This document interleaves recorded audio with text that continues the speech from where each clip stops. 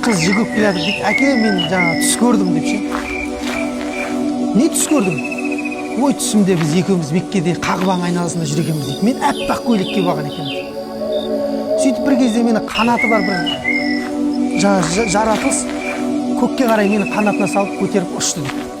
Сен менің артымнан жүгіріп келіп едің, кенет Қағбаның айналасындағы бұттар жыланға айналды да, сені орап менің артымнан ілестірмей қойды дейді. Оңбаған аузың жап дейді сен. Айтпа ондай жаңағы түстеріңді. Лат пен Ұззамен ант етейін, пұттарға туралы ондай айтпа, сен тіл тигізбе дейді. Жаңа Меккенің айналасына пұттарға тіл тигізбе дейді. Сөйтеді де жаңағы әйеліне келіп айтады, не істедің, қызды дайындап жатсың ба? Қайда барамыз деп қыз естіп қояды да әңгімені. Қайда барамыз әке, қайда барамыз? Нағашыларыңа барасың дейді.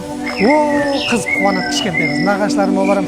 Олардың жаңа кішкентай қозылары туған екен, соларды көретін болдым мен деп. Атама барам, нағашы атама деп. Анашым, мен ақ көйлегімді киейін ба, әлде қызыл көйлегімді киейін ба дейді. Ақ көйлегімді кисейші дейді анашым. Қайда тұр ақ көйлегім, кебеженің ішінде. Ойбай, анашым, ақ көйлегімді киейін деп ақ көйлегім барып алып алады қыз. Сөйтеді де әкесіне қоймайды. Әке, қашан шығамыз енді жолға? Әкесі айтады, ана қызметші қара негр құл бар екен, соған айтады, түйені дайында деп жолға шығамыз. Сөйтеді де кішкентай қыз ақ көйлегін киеді, жолға азықтарын дайындайды. Анау әкесі Мәлік түйеге отырғызады қызды артына. Сөйтеді де Меккеге қарай батысқа жүрудің орнына шығысқа қарай жүреді. Шығысқа қарай, кеше кеткен жағына қарай жүреді. Сонда Ләйла тұрып жылайды. Әйелдің ешқандай құны жоқ ол заманда, сөзі өтпейді. Мынау заман, қай заман, сорлы заман, қыз тірідей көрмеген зарлы заман.